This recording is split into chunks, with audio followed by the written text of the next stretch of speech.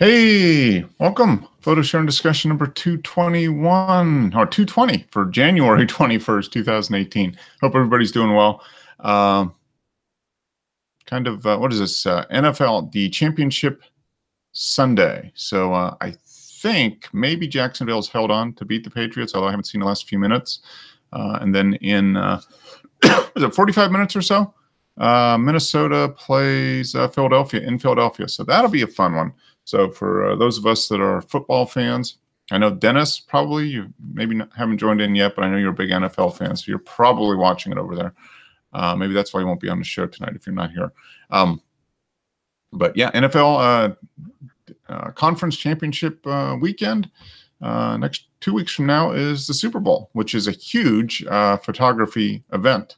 I think I shared something, was it back last January, about, I think it was both Canon and, no, that was the Olympics, but it's still the same thing for the Super Bowl. There's hundreds and hundreds of photographers and that type of thing, sporting lots of high-end cameras with super high-end and expensive lenses. So it's definitely a photography focused event, as is most sports really. A typical NFL game has, I don't know, probably 30, 40 sideline photographers at least, I would imagine. But yeah, so NFL championship weekend. Hope everybody's been doing good. And you've avoided the flu. I know a lot of people have been suffering through the flu or cold or that type of thing. I've had a little bit of a cold, nothing major, but I've avoided the flu so far. But we will see. But yeah, so this is show number 220. I've got some good images in the group, so we'll dig into that a little bit. And I also want to go through. There was a couple stories that I was going to talk about a couple weeks ago, and kind of forgot about them. So I'm going to go ahead and pull those up, and it relates to photography related stories. And there was one that was kind of wanted to talk about a little bit, or at least go over and emphasize kind of the importance of the importance or the unimportance of our photography equipment, because you can get you don't want to end up in a bad situation trying to recover stolen equipment. There was a story in Petapixel, I think it was a couple weeks ago, about a guy that died, was killed. Don't know exactly what the terms of, but he was trying to recover his camera, which his camera that was stolen, which he noticed was for sale on, it wasn't eBay, but it was one of those local sale networks. So he noticed that, I think met up with the person who was selling the camera, and something ensued, and he wound up dead. So I want to talk about that because it is something that I've been fortunate. I have not had my any photography equipment stolen from me. I know Joe has had some stuff stolen. I think Patrick has as well.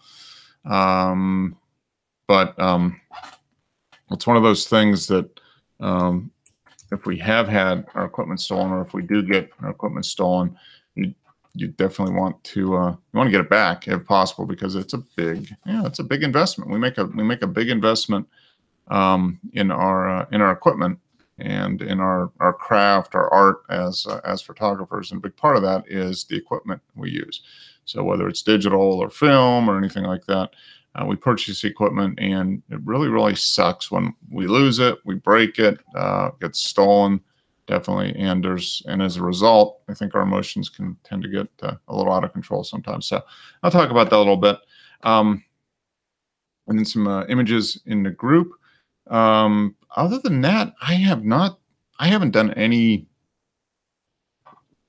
not embarrassed to admit it, but yeah, I'm kind of upset with myself, but not upset. I mean, it's just life has gotten in the way the last couple months with the holidays and with work and everything. But I haven't really done anything photographically in a couple of months. So I hope to get that rectified. I think I was saying that last week. Hopefully in February, as I kind of get through kind of the year-end, beginning of the year stuff for my business side of things.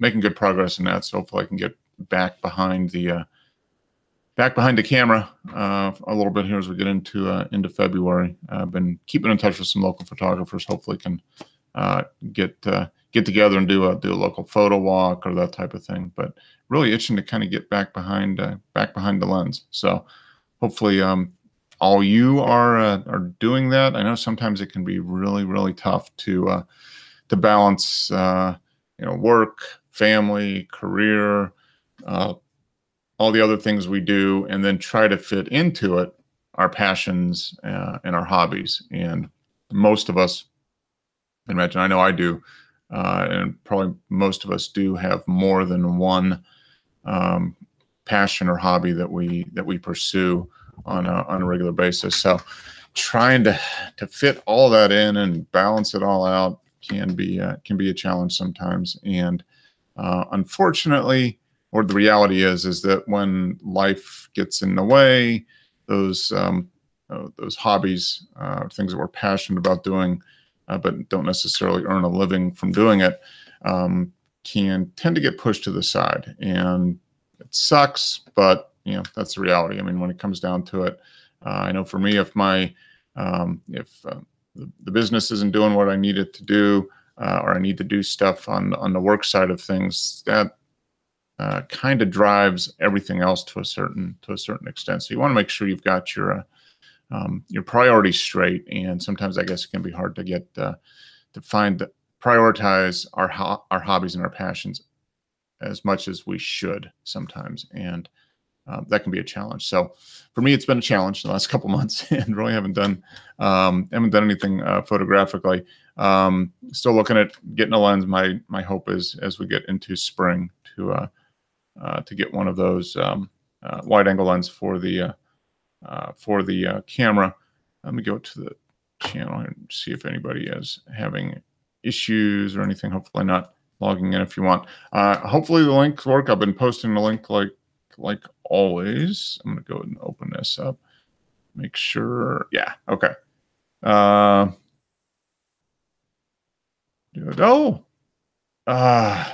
Joe, thanks for putting that up. That was just fantastic. Hope you feel better, but Patriots win. Oh man. That's kind of I don't necessarily hate the Patriots, but I would have liked to see Jacksonville on. I thought it would be a good game, Jacksonville and hopefully Minnesota. But I don't hear the game on downstairs, so that probably means that Pam switched off the game before the Patriots closed everything up with the win. I really thought Jacksonville was going to do it. So bummer. Oh well, yeah, it's just football. It doesn't really affect me anyway. But once the Steelers got beat too, I mean that kind of hurt. It would have been nice to see Jacksonville win. My matchup would have been Jacksonville and the Vikings, but hopefully the Vikings make it in. I've still got they're my choice for the second game here tonight, and hopefully they beat the Patriots. How about that Super Bowl? So, Michael, good to see you in the chat. Looks like you've got posted some images, so thank you for posting some images. We'll get into that. If there's anything in particular you want to talk about, Michael, just type it into chat. Be fine. If you want to join in, on the live, you're more than welcome to do that. You can click the link. I'll post the link in there. You don't feel obligated to join in. No, you can do very, very fine just by going through the chat. So, but I'll post it. I'll post a link in the YouTube live chat. So there you go. If you want to join in, great. If not, post anything you want in the chat, and we can talk about it. But yeah, oh well, yeah, it's just football. But kind of crazy. Playoffs that's why they do the playoffs, I guess. Think things sometimes work out the way everybody expects, but sometimes they don't. So my hope is that the Vikings win and beat the Patriots in the Super Bowl. But we'll have to wait a few hours to see that. And Joe, hope you're feeling better. Hopefully you don't have the flu. I was just talking about people not catching the flu. A lot of people getting it, but not some people not getting it yet. So hopefully you didn't get it, but you feel better and get back at full strength here real soon. But let me jump into this. I'm going to find it here. Where was it? I was looking for it. Basically, I don't know if any of you guys saw this, but it was a story on Petapixel, maybe 3 weeks ago, and I'm trying to find it. I thought I had bookmarked it. Stolen. He had his the camera was stolen eventually. I guess it was, his camera was stolen, and where was it? And he had it stolen, and he noticed the camera was for sale on a local for sale site, not eBay, but some other where people post stuff up. So I guess he arranged to meet the seller of his camera that was stolen, and something happened, and gunfire ensued, and he was killed. So I don't know, who brought the gun, whether they both had a gun or whatever, but obviously it was a very emotional event, and something got out of hand. Probably somebody said something or did something that caused the other party to take drastic measures, which obviously pulling a gun and shooting at somebody for a camera is a little out of bounds, but that's what happened. So I guess the moral of the story, I'm gonna keep searching for here, but the moral of the story is, it's only a camera. And while it sucks to have something, whether it's a camera or anything else that is stolen, you want to do as much as you can to kind of keep your emotions in check. And I think something that makes sense for buying and selling of any kind of item, really, it doesn't have to be camera equipment or anything else, but this whole eBay, any of the private selling sites that are related to particular hobbies, like Fred Miranda for photography. I've purchased lots of equipment from sellers on Fred Miranda locally, and I've done some stuff over eBay. I haven't done any photography equipment over Craigslist, but one of the tips that I've done when I've purchased other things from Craigslist or that type of thing, where you meet up with the person directly, is you got to be smart about it. You really have to be smart, because there's just a lot of crazy people out there, and you want to make sure that wherever you put yourself, the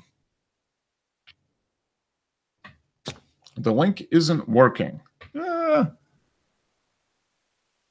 Safari keeps blocking me from joining. Well, let's see. I'll post another link here, Michael. Apologize. Let me try this. I'll post it in the. Try that one. Try 2 browsers. Now I know what it's like. Have you tried the Google Plus page, Joe? I'll try the other Google Plus page. I'll try another post on Google Plus and see. All right, there's the link. I'm going to post it again in Google Plus on Mark's photography spot on Google Plus, and hopefully that will do it. And that'll be the live show. So let's try that. Hopefully you guys can see that. Maybe. Hey, there's Joe. Yeah. He's there. Yeah. He's got a quilt around him, so it looks like you're feeling 110%, buddy. Yeah, exactly right. I don't know what it is, man. Like it was like towards halftime, I started just all of a sudden getting really cold. You know what I'm saying? Ooh, okay. Yeah. I don't have a fever or anything like that, but I was like, okay. Did you eat any old buffet food in the last 24 hours? No, absolutely not. No, you know Okay, what? I'm all not a right. buffet guy. Day old. What's that commercial? The guy get day old sushi at the Quickie Mart. You know that. Right? Yeah. Do Yeah. Yeah, that'll do it. that. Yeah, I I know, I just know that is it's something feeling great, and then within a matter of minutes, it seems like when yeah, it hits, it literally, hits. so I was like, yeah, Yeah, let me, I'm not like, I don't think I'm sick. It's just, I don't know, just feeling chilly. You know what I'm saying? Like cold. yeah. It's getting cold all of us. It is like our high here in Phoenix is only 60 degrees today. So, Oh wow, that's I mean, pretty that's, much. Yeah, I mean that's like cold. That's almost ice age temperature. man, those guys are complaining about, all this below zero weather. Wah, wah. It's like Yeah. 60 degrees here in Phoenix, man. We are suffering. Yeah, yeah. Actually, we were probably warmer than you today. We got up to 70 degrees today. So Yeah. it was actually Everybody is. Are you kidding? We're like below freezing temperatures on the that's a special, it has the little degree mark and then it says a P afterwards, and that's for Phoenix. So you okay. have Yeah, so Fahrenheit, below freezing Celsius, is and 32 Phoenix. for everybody else, but for Phoenix, it's like anytime you're under like 60. That's below freeze. That's the freezing line right That's there. freezing. Yeah. Okay, that's Phoenix freezing. No, the Patriots Oh, pulled that one out, man. I've been uh, just laying on the sofa bundled up. You know what I'm saying? man. So the final drive that they scored with like a minute left or something like that. Actually, Jacksonville had several chances to. I was watching and I was kind of watching, working, like half watching, and well, 3 quarters working and 1 quarter watching, and it was like, okay, it looks like they're gonna win. Yeah, And then, the Patriots came back. They came back like you knew they would, mhm. and Jacksonville had plenty of chances, man, to just take command of that game, and they didn't. They just didn't make the plays when they had to. In the fourth quarter, I mean, Brady's going to come back. He had no Gronk, no Yep. this, no that. I heard a discussion earlier this week that was trying to say, is Brady greater than Jordan? Mhm. Right, as far as championships, as far as like the greatest, Mhm. and all that stuff. And I just have to say he is, because whenever Jordan wanted to, he could just make baskets. You know what I'm saying? When it was like he just flip a switch and he's like, okay, I'm gonna play, but now I'm gonna put the gotta make it stuff. I'm gonna flip that switch. To me, how many times has Brady had to rely on some third string left water bucket dude to catch a ball? Right? I mean, Yeah. Grunk's out of the game, and here we go again. Brady's gonna find somebody, and there he goes, Amendola. Amendola was his guy today. After in the second half, basically. Yeah. But it's it was. just amazing. Yeah, To me, no, I love to see the great. love him or hate him. He is a very good quarterback. He's the GOAT, man. He's the GOAT. There is no doubt. That guy is just. I think he's had a little help in some areas along the way, but that still doesn't. He's a fantastic athlete and a great quarterback, and he's obviously very committed to keeping himself as in as top of shape as he can for as long as he can. I mean, that's the bottom line there. I mean, he's really committed to the training, the fitness, everything he needs to do to stay on top of his game, and that's got to give him props amazing for that, man. That's it's amazing. It really is. I'm kind of past the hate now, because I love to hate on the Patriots and the Cowboys, but now I'm just, if it was the Cowboys, trust me, I'd still be leading the charge to hate on them. But I'm just enjoying the greatness right now. We've never seen this before. Never. If you love football, we've never seen this before. Every pass he's throwing, every series that they're going down the field on, we've never seen. It's something we've never seen. It's amazing. I'm just enjoying the ride. How are they going to do it? You know what I'm saying? Belichick and Brady. How are they going to do it? Well, I'm hoping that Minnesota wins, that the Vikings win. That would be fun. I think so too. Yeah, I do. Yeah, I think it'd be fun. Keenum and Brady. Yeah. That would be. I heard today that they're talking about him getting the franchise player tag, for for Minnesota that they're going to have to tag him as a franchise player. Yeah. Yeah. I mean, they don't have anybody else. They don't have any other quarterbacks. Yeah. Who do they got? They got nobody. Yeah. I mean, he's obvious, and he's proven himself here, at least in the short term. So, I mean, if he can win today and make a good showing, and if he wins a Super Bowl, then yeah, definitely. But even if he wins today, if they win today and then they make a good showing in the Super Bowl, I think he's the franchise player. He's got the franchise player tag on him. Oh, I think. I mean, come on, because there's teams lining up to get him. If you don't, I mean, I don't know what his deal was. If he signed a 2-year or if he just year to year. Because he was a backup. So I don't. But yeah, if if Minnesota let go of him, they'd be foolish. Yeah, they'd be probably a little crazy. They got to give him at least one more year to see if it's real. I mean, worst case, they got to give him at least one more year to make sure that they're then they can. Yeah, maybe they sign a 1-year deal with a big contract, and then with the option to do 3 or 5 or something after that. It might be fun to do, but. Did you see? I was talking about this thing right before you popped in about that guy who was killed trying to recover his stolen camera. I saw that like 2 or 3 weeks ago. It was an article on Petapixel, and I can't find it now, but I guess it was in California or something. The guy had his camera stolen, and they didn't say what kind of camera it was. So who knows whether it was a point shoot, but it was probably a DSLR or something like that. It could have been his iPhone, for Christ's sake. Yeah. Yeah. Who knows? Yeah. But he had it stolen. And then he saw it for sale on one of like a Craigslist type thing locally. I was like, this guy's trying to sell the camera that he just stole from me. So he arranged to meet the guy, and they met, and gunfire erupted, and the guy who had his camera stolen is dead. So it was just kind of like, ooh, yeah, that's so who knows, who brought the gun, or whether they both had the both. Brought the accessories and used it, but yeah, I mean, I was just it's just like I said, it's just camera equipment, really. At the end of the day, and then you're pissed if it gets stolen. Obviously, you're pissed, and you want to get the person that did it. But man, you've got to be careful, and even if you're just buying something, even if it's not something, even if it wasn't something of yours that got stolen and you see it for sale and you want to get it back, but even if you're just meeting somebody to buy something, Craigslist or anything, you gotta pay attention to what's going on, and meet in a public place. A lot of police departments are offering, that as the safe, the safe zone or whatever, and it's just that's why I've met.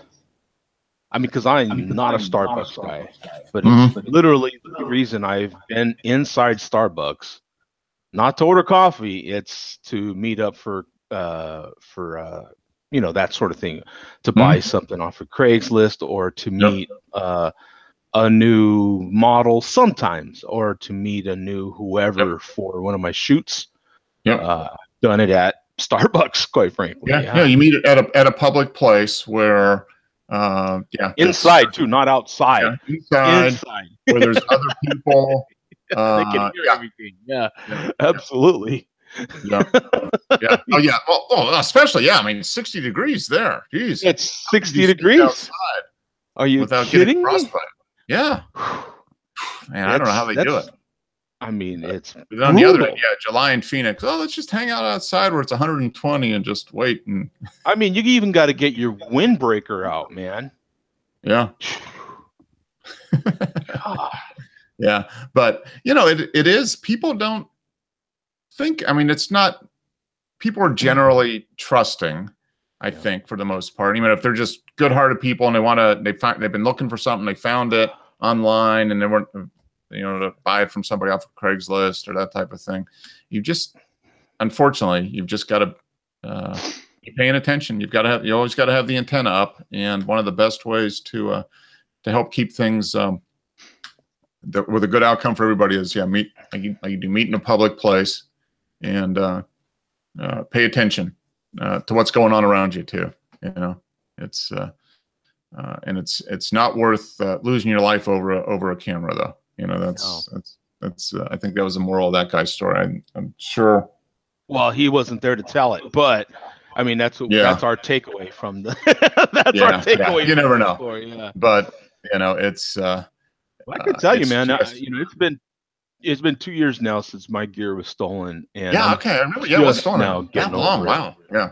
Just now getting over it. Yeah, you know what, Mark? I was in a situation earlier today, actually, and like I said, I wasn't feeling bad at all. I was doing stuff all day, you know what I'm saying? But I was in a situation earlier today where I had to go through my PayPal account because January and the first 2 weeks in February are where I pay a lot of my yearly bills.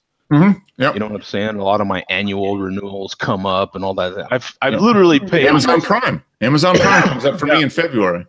Yeah, so I've literally paid about $700 worth of annual renewals and all that sort of thing right now. But I was in a position where I happened to see when I bought my 7D, and it was in April. I couldn't believe that. I was like, wow, I bought it last year in April. It's almost a year. Wow. Yeah. Crazy. Did you buy that? Did you buy that partially with the tax refund? I can't remember. I know you were saving, waiting, and you found a price on it somewhere. I finally found a price, and I bought it used off of Lens Pro. Okay. Go. Oh, that's right. Yeah, you got it from Lens Pro to Go or whatever. Lens Pro to Go. Was it one of their cameras that they'd rented out? That they rented for a while? Yeah. So they how long do they rent them before they turn them around and I believe the magic number is somewhere in like the 20 to 28 range. So they rent it like 20 to 28 times, and then they sell it. Yeah, so it's probably like the rental cars. I mean, you figure out what you can get for it each time you rent it. Right. And then you kind of know what you could sell it for at the end of a time, what percentage of, you pay 100% for it and you can sell it for 75%. Right. And so you got that 25% spread that you got to make up with revenue from renting. I don't know if you've talked about it, Mark. I haven't been I think in a couple of weeks, but the big merger happened. LensRentals.com and LensPro2Go.com. Oh, I didn't know that. No. Yeah. So are they going under Lens Pro to Go or Lens Rentals? What are they going under? They're still under both. Oh, okay. They are one company now. Oh. But they're running as two separate companies. Lens Pro to Go. Yeah, I've rented lenses a couple of times, but from a local company here in Atlanta called Aperture Rent. Oh. Which was always had. I mean, I looked at like Lens Pro to Go and that type of thing, and the prices for the local one were within a few dollars, and I could pick it up locally. It was their office was like a mile away from my old office, so it was easy just to get over there. And plus, you could literally rent it for a matter of hours, probably, if you wanted to. Yeah, you could. Yeah, I could pick it up, and if I wanted to, the times I rented was for a trip, so it'd be for a week or something like that, but. So they merged. So which one was bigger? Was Lens Pro to Go bigger? No, unfortunately for Lens Pro to Go, they they had over the years some misfortune. So I think a couple years back, maybe. But in any case, I don't think it was too long ago. Within a couple years or so, that they had a major. Someone came and stole like tons of their gear. Oh, yeah. Talk about breaking into the warehouse and just walking away with stuff. They stole tons of their gear. So that was a huge loss. And then I think it was when they were building their new I don't know if it was their headquarters or it was some new expansion type of building. Yep. And I think they had a fire or something happen, or a flooding or some sort of situation. Okay. So they had some misfortune, in other words. But Lens Rentals, I think, was always just a tad bigger. You know what I'm saying? All right. I'm on Lens Pro to Go's site. The difference is that Lens Pro, if you were in their local areas, they had like booth rentals. They had like a local aspect as well. Okay. Where Lens Rentals was just more all web based. They were all virtual. I think so. I think you may have been able to rent locally. You know what I'm saying? Yeah. Okay. I think they're out of Tennessee, if I'm not mistaken. Lens Rentals. Let's find out. LensRentals.com. Yeah, so I've got both of them up here. Yeah, I haven't rented anything in since I switched to Micro Four Thirds. I haven't. I want to find somebody that's going to rent me a 30-year-old large format lens, but I haven't found that yet. I mean, there probably is one though. There probably is. You know what? You know what? There's probably a market for it, and maybe that's your opportunity to start it. I mean, that's where a lot of these guys. That's what they did. Yeah, they saw some of the other guys that rent, not maybe not Lens Rentals or Lens Pro to Go, but in any case, that some of the other rental guys, that's how they started. Oh, they just saw a need. Yeah. That's how a lot of that stuff starts. They just like, I wish I could do this. And there's nobody can do it. Well, I'm going to do it. I'm going to do it. Right. Yeah. You just, make a deal on your shipping. That's the major part of it. And, you kind of, I've seen some guys here on some local websites, renting extra gear that they have that they don't use. So they just rent it. I mean, that might be a market for you, Mark, like. Yeah. That'd be interesting. I mean, if you think about it, it's the same sort of thing that people do at their homes. They're like, you know what? I've got these 2 extra rooms. I don't use them. Let's Airbnb them, right? Let's, might as well make some cash. Or, you know what? I'm going to be on vacation for a couple of weeks, but why not rent my house? It's just sitting there, Yep. No, it makes a lot of sense. So I was on Lens Pro to Go right now, and a 7D Mark II is $86 for a 4-day rental. Yeah, see, it's just, man, how do you, it's really, I haven't rented in a long time because, I finally got to a point with my gear where I've pretty much got what I need, unless I were to, have a need for more gear. It makes sense. I mean, for people that are thinking about a new digital camera, if it's a mainline digital camera, especially Canon, Nikon, that type of thing, you can, if you wanted to try it, if you wanted a 7D and you weren't sure whether you wanted a 7D or the 80D, you could spend $150, and rent one for 4 days, rent the other one for 4 days, and then try it out. And then that way, maybe you won't have as, you reduce the chance that you have buyer's remorse. You'll get the camera and you'll be like, damn, should I got this? Or, type of thing. So it's definitely, I mean, I've got the equipment. I mean, that's not that much to spend. If it's a camera, if it's a tool that you're going to be using every day, or if you're using it for your passion, your hobby, your art, you want to make sure that you're comfortable using it, and that's a great way to do it. I've got the equipment I've got because I rented so much in the early days of my photography. So I pretty much know what I want. So I just save up and buy it now.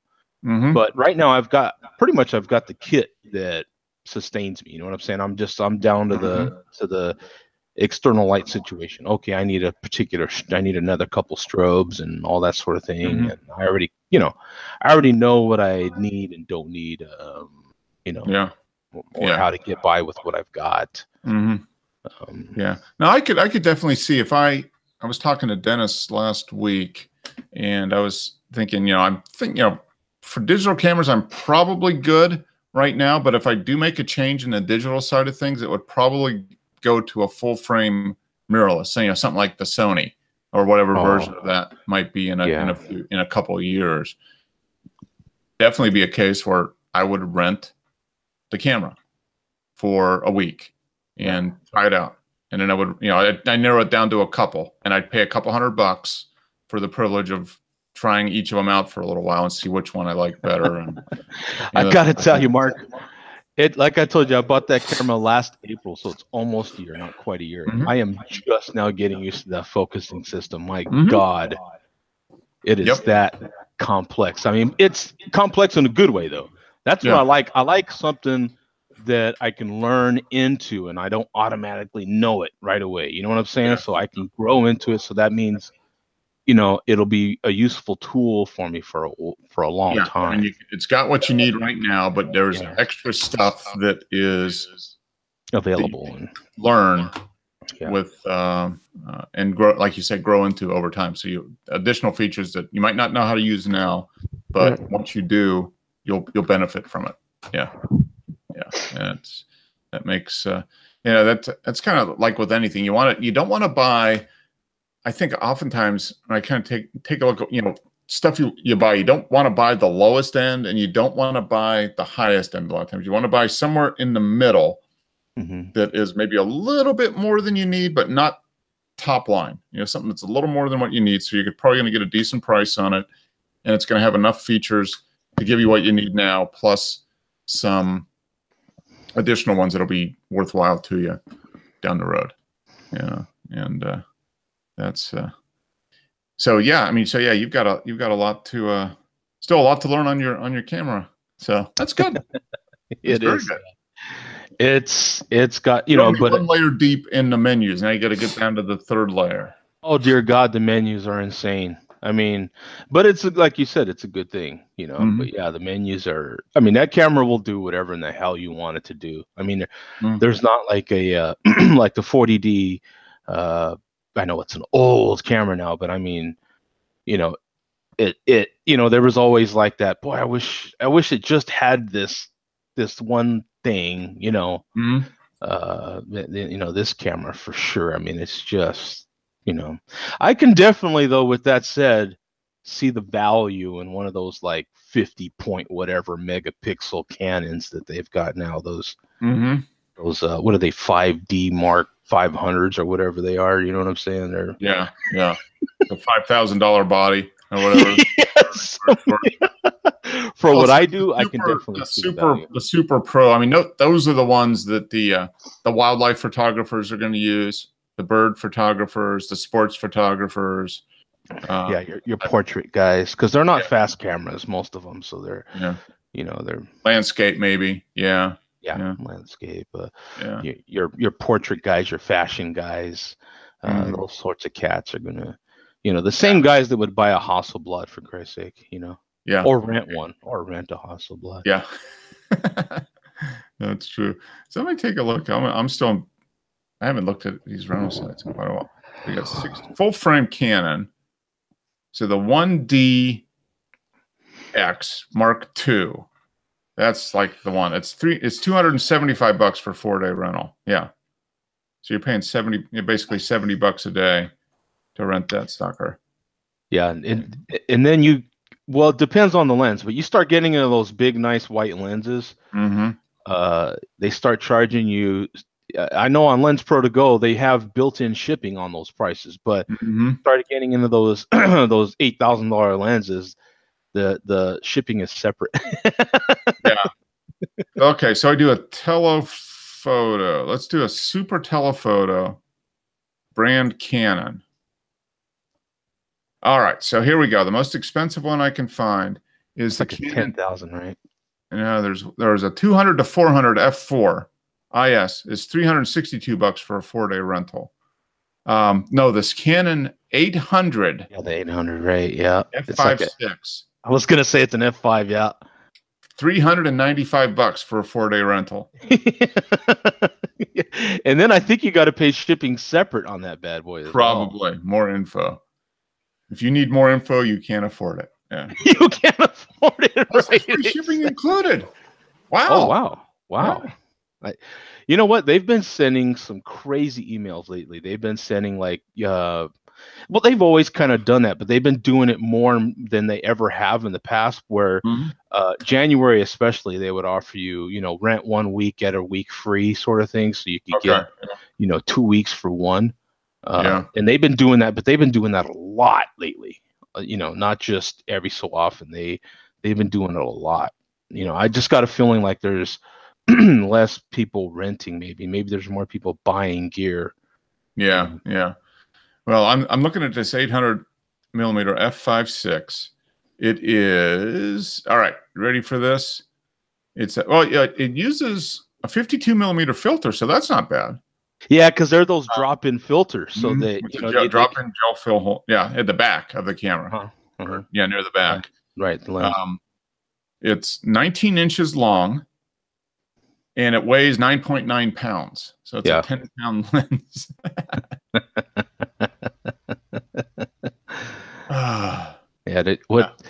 Can you see their used gear? I mean, they've got some decent prices on Yeah, used. let's check and see what used gear is for sale. Oh, no items were, at least, and there's nothing in there. They don't have anything on used gear right now. Oh, so no items found. That's interesting. Yeah, interesting. I guess they haven't they're in between cameras. Does Lens Rentals do it? Yeah. It's okay. So these guys merged and consolidated. That's probably indicating that maybe the rental market is maybe going down a little bit, and they're trying to consolidate and get more efficient with what they've got already. I know. I'm kind of wondering. I'm curious about that, but because I know I haven't rented. You know what I'm saying? In a very long time. I mean, it's been years and years since I've rented. Yeah, and I haven't rented in 4 years. Yeah.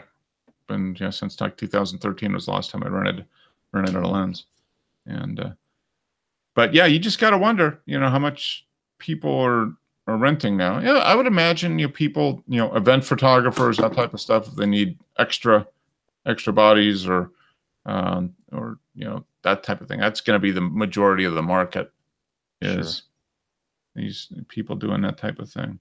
But yeah, it's interesting. There's still a lot of money in these cameras. It's amazing with how good the cameras are on like the iPhone and that type of stuff, which the iPhone now are better than high-end point and shoot cameras were 5 or 6 years ago. Right. I think as far as resolution and detail and that type of stuff. So but there's still that high-end market for not even high end, mid to high end for true actual cameras. Maybe that's not the best word. Dedicated cameras. Yeah, instead of cameras that make phone calls. Actual dedicated cameras. There's still a pretty good market for that. There's still people, but I think it's probably less than it was a few years ago. Since everybody's essentially got a high resolution digital camera on their phone now. I mean, I was in a I just got back from my Texas trip last night, and I was in some pretty bad low light situations in my daughter's house, and with my iPhone X wasn't quite able to get the job done. And the minute I put my my SLR up there, is just crushing it. You know what I'm saying? Yeah. Yep, exactly. Hey, Michael, how are you? I'm good. Good. Glad to have you. Where in the world are you coming from, Michael? The Netherlands. Netherlands? Okay. Yes. Great. Oh, thanks for staying up late. It's about 15 miles from Amsterdam. Okay. All right. Good. So you are, so what is it, almost midnight there now, right? Or almost one? Almost 1 a.m.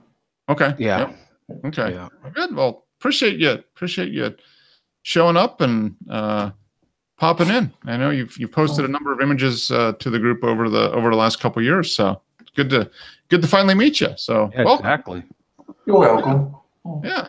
So we're going worldwide here. We've got Dennis in the UK. We've got Michael in the Netherlands.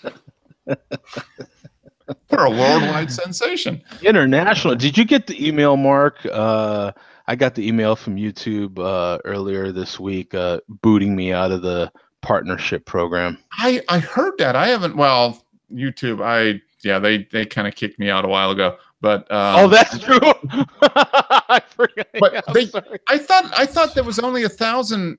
I thought you only needed 1,000 subscribers. They've changed that a couple of times already. Oh, that's unusual.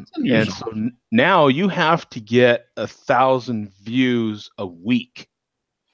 Oh, okay. So that's the other criteria is you've got to get. There's a few criteria now that are actually pretty tough. And if you notice, there's people now that only have maybe a couple of hundred subscribers, but per video, the Vikings just scored. That's good.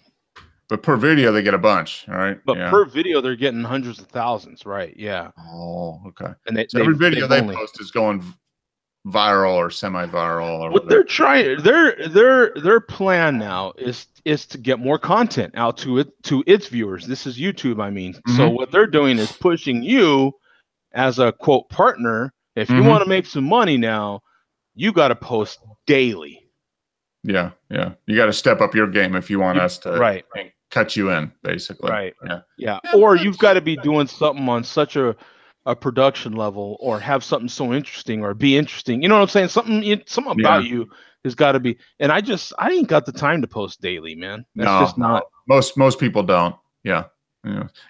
But most people, I mean, getting kicked out of the partnership program, are you gonna be like, screw it, I'm not gonna do any more videos at all? You're still gonna post. Yeah, you're still, it's it wasn't a big deal to me because I hadn't got paid in forever anyway.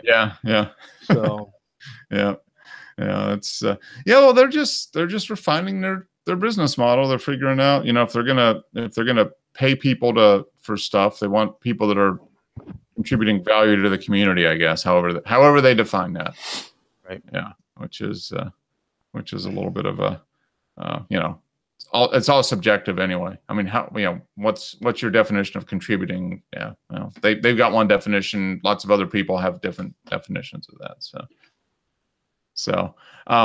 So Michael, tell us a little bit about, I know you've posted mostly like concert. I mean, the 2 images you posted here this week, we'll get into them here in a little bit, are concert photography. You do a lot of concert stuff? Not really. About 3 times a year. Okay. Okay. So what do you like to shoot when you're not besides concerts? What's your main type of subject? Mostly cities. Okay. Yep. Like Amsterdam or Belgium. Yeah. Okay. All right. Yep. You've I'm going to go into your timeline here because I know you posted a variety of different stuff. So, and are you using a Panasonic? Yes. Okay. Oh, a Panasonic. Okay. It's just a point and shoot, but it works. Okay. All right. Yeah. Okay. Yeah. You posted an image of the BMW museum, and that was the one, Joe, we were talking about. I was like, wow, you think they could be a little more creative with their building? Oh, that's right. Yeah. Yeah. Okay. Yep. Amsterdam, all that type of stuff. Yep. The Elvis. Okay. The Wax Museum. Okay. Yeah. So you're about an hour's drive or so north of Amsterdam then. So you're not too far. That's right. Yes. Yeah. Okay. That's it. I've never been to Amsterdam. I've been to Europe twice in my life, and I haven't been to Amsterdam. So I would you recommend that would be a fun place to visit for a few days as a photographer? Yeah, about 3 days should be enough. Okay. All right. Okay. Perfect for me, I'm telling you right now. Yeah. Yep. A couple days. Oh, you could do like a week. You could do a week in Europe. You could do a couple days in London, a couple days in Amsterdam. Yep. A couple days if you want to go to Ireland or Germany, and then you're done. It's 6 days and a day travel each way, and you've got yourself a week. And you've seen I'm completely good that I am not. I just, man, I'm just not I don't like to stay too long. Yeah. That'd be a perfect trip right there. That's my ideal thing right there. Yeah. Well, cool. Amsterdam is not cheap. Oh, yes. Is it really? No, it's a basic hotel, like €200 a night. Oh, I thought you said it's real cheap. I'm like, is it really? No, not really. Yeah, that's not cheap. Right, that's and it's probably a lot less expensive to stay outside of the city, right? I would imagine. So if you want to stay in the country, you can get a nicer hotel for a lot less than €200, I would think, right? Yeah, but you will need a car. Yeah, yep. That might make up the difference. That's one of those Airbnb places, man. Some of the places I looked at on Airbnb were pretty reasonable. Yeah, you definitely have to plan anytime you take a travel. So have you been to the U.S. at all, Michael? Have you been to the United States at all for travel? No, never.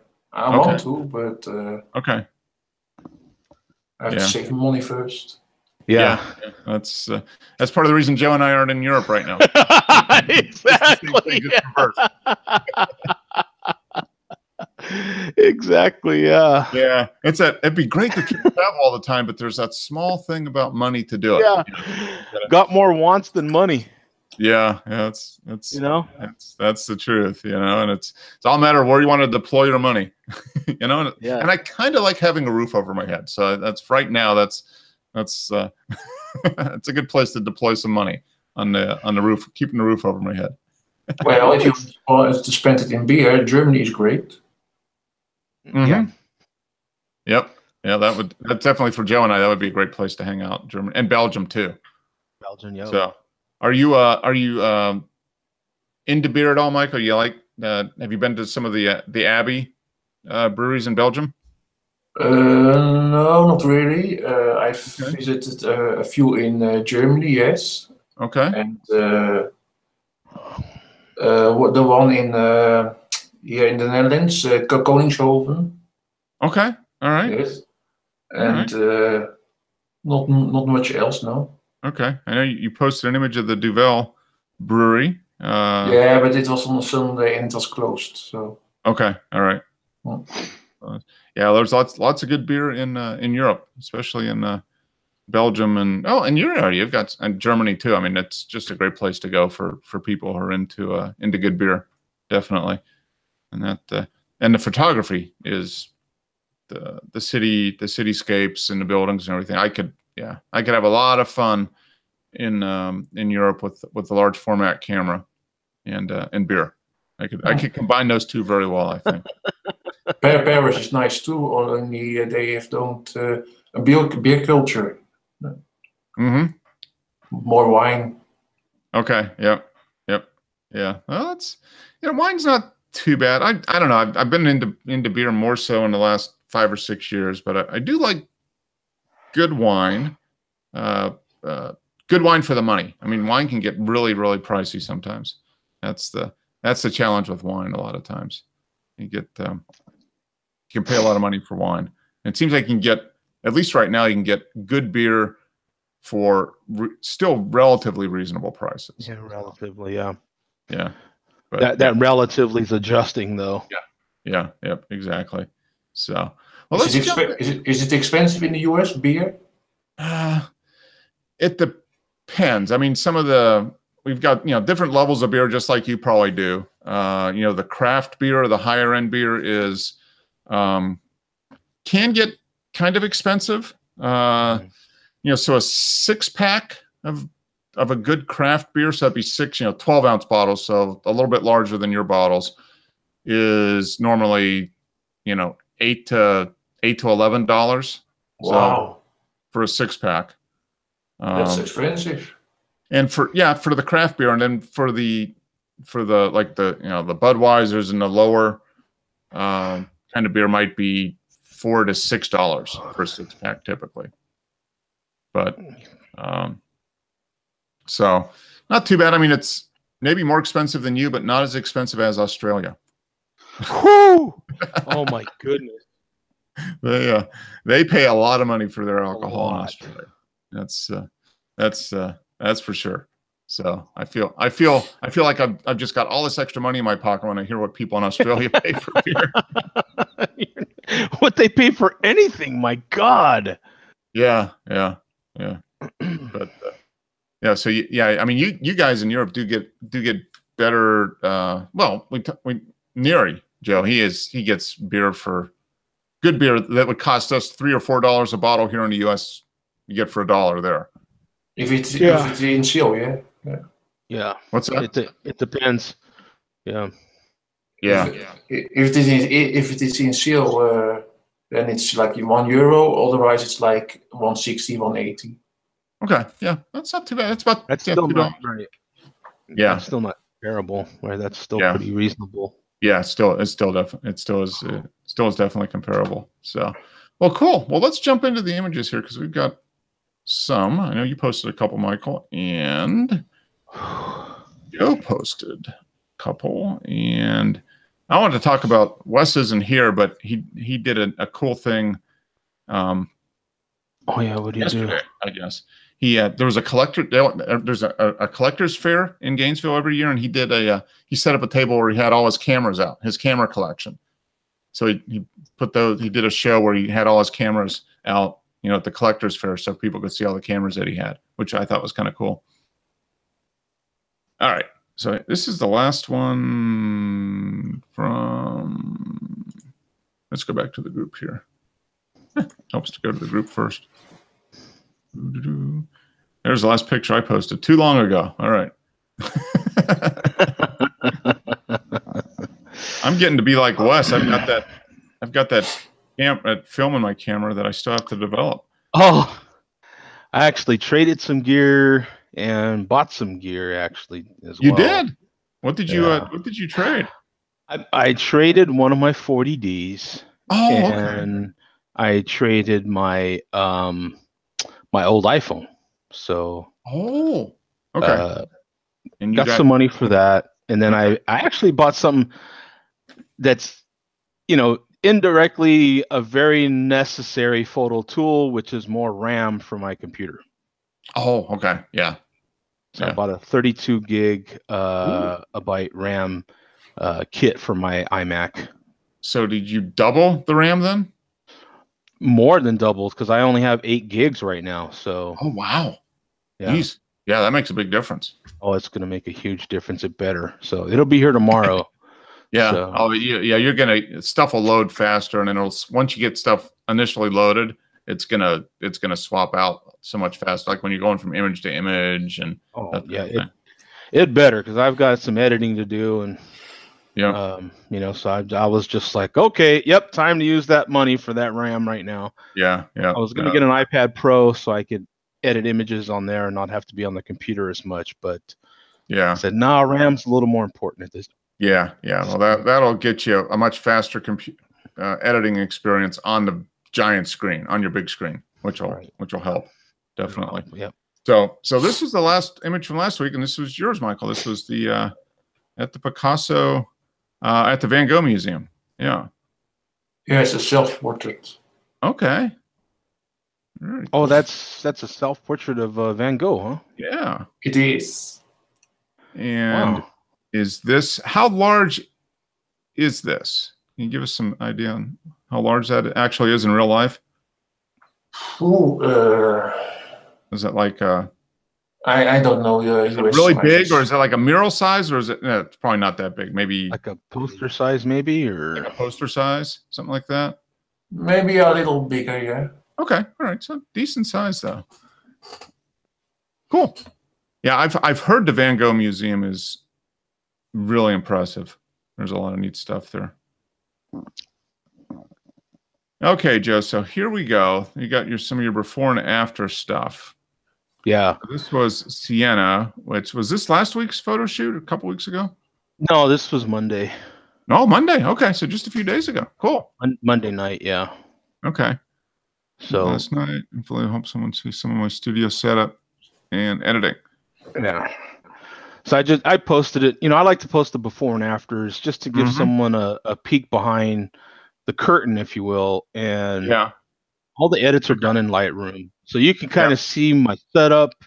Yep. And what I do going into my editing, So I obviously got rid of the gear in the background. Yeah. All those type of things are done in Lightroom.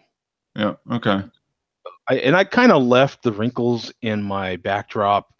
I just kind of thought it added a little something to it. Oh, it does. I think it definitely does. I mean, I think it really does. Especially when you turn everything, the whole background black, when you get rid of black this out pretty much. Yeah. But that just gives a little bit more. I think it adds maybe more depth to the image. I think. Yeah. Even the wrinkles in the fabric, basically. Yeah. It's tempting to sometimes take stuff like that out, but I says, I'm gonna leave it in there. Screw it. But I love the pose too. Oh, she was great. Yeah. Yeah. Another insanely popular model.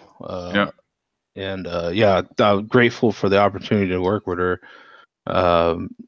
Tall. She's like 6 foot. Okay. real slender, long limbed, Mm-hmm. and knows how to pose. It was, all I do is basically, like put that prop there, put Mm-hmm. my backdrop how I want it, and I set the light up because I like to use single light with grids and stuff like that. Sometimes I'll use reflectors and stuff, but Okay. Yeah. this was just a single. It was my 60-inch or 65-inch Octa Okay. with a 50% grid or 45%. But in any case, you have that big grid on there, and it just isolates that light, just boom. And you get a talent like her that just knows where the light's coming from and knows how to pose. I don't tell her anything. It just, all I gotta do is concentrate on my work, and she concentrates on hers, and it's fantastic. Yeah. Really a lot of fun. That's very cool. So yeah, so you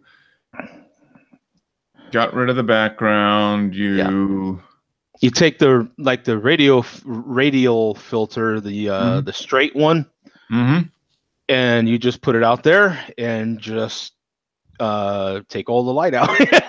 You just slide it to the left. Your exposure, just slide it till it's dark. Yep, that's what you see. Get this, it just drops everything down by 50% or whatever. Yeah.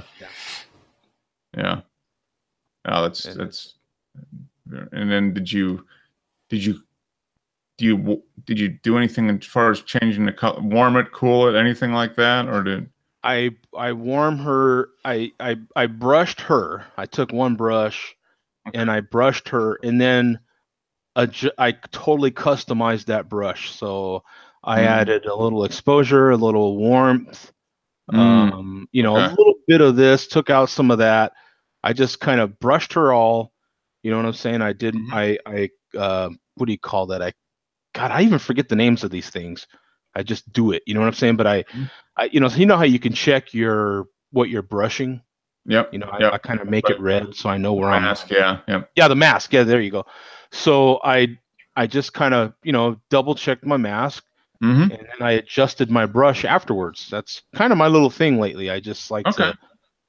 And then if something didn't quite turn out the way exactly I want it, then I'll brush that area, and then just hit that little arrow on the side of the brush, to get the drop down menu, and then just customize those sliders in there. So you make that brush just totally custom, adjust the flow, adjust all those things. It's just so much fun until you get exactly the look you want. So her hair, I kind of accented that. All those sorts of things are all done like that. Exactly. Yeah. That's very. And how long would you estimate it took you to edit to get from before to after? That's why I bought the RAM, right? Now hopefully much less the next time, huh? Hopefully much less. Now, one key that I did pick up on, someone had mentioned in some videos and some blogs that I was reading afterwards, that I should optimize my catalog, and I hadn't done that in a while. Oh, okay. So that helps. It definitely helps if you haven't optimized your catalog in a while. That can definitely help your speed, because literally after a couple adjustments, it's just I'm getting that wheel of death there. It's just spinning, and then it takes a minute, and then you make a couple more adjustments, and then I'm like, okay, yeah, we're ordering RAM. That's it. Yeah. Okay. Yeah, and I haven't optimized my catalog in quite a while. So I guess that's probably something I should do. Yeah, dude. Once you get like hundreds of thousands of images, it gets ridiculous. Yeah, it adds up. Well, that's cool. That's neat to see the before and after. It is very nice. I like that very much. It's a good one. There we go. Sunrise. Tuesday. January 13th. That was like a week ago now, Tuesday. But yeah, that was the actual sunrise. Oh, that's cool. Lots of clouds in the sky. That's kind of neat. Yeah. And, about the drama. Look at all that snow on the ground there. That snow's brutal, isn't it? Yeah. Yeah, Phoenix, snow capital of the world. Yeah. Oh man, it just doesn't stop. Yeah, that's a neat one. Ooh. This is nice just because of the shadow. Yeah. The tree, even though there's no clouds, you get nice color. Yeah, nice little gradient. You know, you have to get creative when you got no clouds in the sky. Yeah. So what you're doing is you're just, I mean, the minute the sun even begins to pop out, you're like 45 minutes before sunrise at this point, just to get anything interesting. Yeah. Yeah. Well, it's neat that you got the moon up there too. I mean, the moon was cool. Yeah. That actually does, between that up there and then this right here, that makes the image there. That's neat. And you can tell it's an iPhone because the moon's so small, you know? Yeah. That's a nice one though. I like that. Very cool. Yeah, it's way before the sun actually comes up. Yeah, very first morning glow. Yeah. And this one's similar. This is pretty much the same spot as that dramatic one. Just with no clouds in the sky. Yeah, just with no clouds. So you're trying to get creative, you know. Yeah, I mean, there's that same sign, pretty much. Yeah, I mean, you're like within 100 yards of where you were in the other one. Yeah. So this is kind of heading back to you're off the road now, off the highway, and winding back towards the depot itself, right? Yeah. Yeah. My terminal's just a little bit farther east of that truck that's driving. Okay. Yes, that's a east-west road that one's on. So I'm okay. All right. Another block east of that truck that's in there. Okay. Cool. Yep, near the end of the day. And here you are, Friday, rush hour, sort of. Yeah. Yeah, it was still low traffic. So I figured I'd take advantage of the low traffic. And like I say, with my time schedule that I have to be at the terminal, or they like us to be at the terminal at, and as early as I've been running and as late as the sunrise has been, it forces me to get a shot like this, but you can make it interesting, Yeah. Oh, yeah. Adding the other stuff around gives you some context to what's going on. Yeah. Having the vehicles there and everything, kind of early morning commuters. Ooh, and then here we go. Wednesday, totally cloudy. Yeah, it was raining. So okay, yeah, that's the kind of sunrise you get when it's raining. You can see just a little bit of it was over there. Yeah, just that, and that's all you got. So it was, Yeah, just got the low clouds over everything. Yeah, there's a little bit of snow right there too, I think. All that snow, it's awful. Yeah. Dangerous conditions, dangerous. This is from Dennis. Yeah, so this is the British Museum. Oh, by the way, the game's 7-7 right now. 7-7. Okay, all right. So this is a section of the museum. I don't know if he's posted this images from this section or not, but I saw his post. He did this on Facebook too, and he said he just loves the architecture here, and I could see why. That's very, very neat. I like it is. The grid on the roof. And, what did he use on that, Mark? Did he have his data this was his Voigtlander super wide on the probably on the Sony, I would think. Yeah. So that's that 15 millimeter super wide lens. So it's essentially you don't have to focus it pretty much because everything can focus. Yeah. It's hyperfocal. It's so deep. So it's like a perfect walk around camera, but the problem is you get distortion. You get people, if the camera's not completely, people get a little distorted, but it's great for showing all this. That's a neat one. And I think he posts another one. Oh, okay. So this is from Jose. Tattooed surfer. Wow, on his face? Is his face tattooed? Yeah. Or that's his whole head. His whole head's tattooed. Yeah. Oh yeah, look. He's got tattoos. Yeah. He's got ink everywhere. Ink there. When he's not surfing, he's adding ink. Yeah, he's pretty much. Right. But he's still in the wetsuit. The water's still a little chilly there, I think. Well, that's a nice shot. I like that. Yeah, that's very cool. What did he shoot that with? Does he have his data in there? He has a Sony. He has a Sony A7. 35 groups. Not too bad. So he did this. So the 20 f4 lens, quite a cheaper. Oh yeah, I see it here. He's got the Sony ILCE 6500. Yeah. It's 70 to 300. Okay. 4.5 to 5.6. Mine isn't showing. That's weird. GOS. It doesn't show the EXIF. Yeah. Oh, he took that in Huntington Beach. That explains. Yeah, just a couple days ago. 3 days ago. Yeah. There it is. Duh. He says Orange County right there. Duh. Yeah, 300 millimeters. Yeah. Okay. Now that's a very nice shot. I like that. He's got nice and sharp. And he's the same guy that does those desert shots. Yeah, right? He had stuff in Death Valley. So yeah. He's in. Very cool. I like that one. That's a nice one. That is a very nice shot. And another boring picture from Simi. Yeah, I mean, come on, dude. Really? Long morning on a long beach. I mean, look at.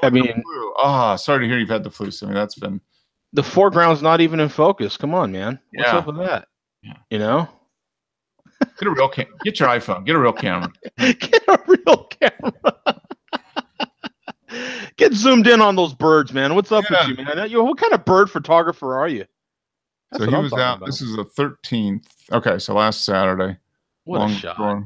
In December. Yeah, December 13th. A balmy 25. Is he in California? Oh, there's a Long Beach over there in Virginia as well. Yeah. Thought he was in California. Oh, he's calling it on the Long Beach. So yeah, I think it's in Stratford, Connecticut. Yeah. But that's cool. So you got I'm assuming that's sunrise, probably, or sunset. No, long morning, so sunrise. But yeah, the birds over the what is that? 25. Yeah, 2500th. Yeah, at ISO 320. So to get the birds in focus, probably, so they weren't blurred. Yeah. Have to bump up the ISO a little bit. Yeah, that's neat. You got the birds in there to kind of rake it up, the wave crashing. Yeah, but get the foreground in focus. Come on. I mean, photography 101. But he did a nice job on the splash and everything. Yeah, I assume he did that foreground in post, but I mean, it's a good job, man. It's great. It's an excellent shot. Lots of drama in the waves and the color of the waves and the rocks right there. I mean, yeah, it's very fantastic. Yeah, he's got it. He's in a great location. So here is, so here's Jose again up in Joshua Tree National Park. So this was Barker Dam is a water storage facility constructed by early cattlemen in the 1900s. So that's always a neat perspective to kind of you've got this like pier stuff going out and you get down low and do that, and that was with the 16 millimeter. So yeah, wide angle f8. 46 groups, man. Wow. Yeah. I have to admit though, it's getting a little. They've got ways to make it real easy to put your photos in a lot of groups now. I'll give it to them. They have speeded it up. I haven't. It is, yeah. It's not as hard as posted photo in so long. I've almost forgotten how to do it. You can go to if you just hold your cursor over and then if you go down to organize, you can click on your images and then you can hit just a specific category. So you can hit groups and then just start clicking like crazy, and all those photos will go into all the groups. Yeah, and go faster. Yeah. Yeah, that's got to be the way to do it. But they've limited the number of groups, and somebody saying it was like 65 groups or something. Yeah, they have. Which I could see why. kind of hard. Simmy's got all this extra time on his hands because he used to post to 100 groups at a time. So only post to 60. He's like, wow, I got an extra 20 minutes here. What am I going to do? It depends on your membership level too, because I think my limit is 30. I think. Okay. Yeah, I pay the, what is it, $24 for Pro. So I maybe I get the 60. But okay, so this was taken December 14th. So same weekend as the beach shot. This is nice. I like it. It's actually feels nice and crisp and dark at the same time. I like that. You got the nice foreground is dark, contrasty, real. I like that. And the road is nice and bright and real clean in the back, and kind of a little dark, and yeah, it's a nice mix. So he's like under the canopy of the trees here. Looks like there's pine trees over him or something. Yeah, he's shooting from the shade into the light, and that's kind of cool. Yeah, yeah. So I mean, you got to expose, enough to get this out without totally blowing that out. Yeah. That's a good job. Little challenge, and that was 15th of a second, F11. So, yeah, very nice. A little bit of snow. We had some of that last week here. Pictures are enough for me, man. Yeah. Yeah, we had interesting. You know, it was Wednesday. It was really cold. We got like, I don't know, an inch of snow, and but the roads were icy. And they were out, let's see people getting stuck. And there was this little hill, and there was this guy, he was probably 23, 24, but he had a pickup, like an F-250 with big tires on it, 4-wheel drive. And he's like, I want to help. I've been out helping people. So he hooks up to a semi. He's going to tow this semi up the road. Yeah, and it's like, okay, well, I don't think he's going to do it, but let's see what happens. And the guy just guns it. His truck is just all 4 wheels spinning. I'm like, yeah, only in the South. If the truck is empty, some of those 1-tons can do it. Yeah, but not the way that guy tried to get. Yeah, he was on ice, and he didn't like try to ease into it. He just like gunned it. Yeah, no, that's not going to happen that way. No, yeah, it was funny though. So here's Dennis back at the British Museum. This is cool, and this is not as distorted as the other one.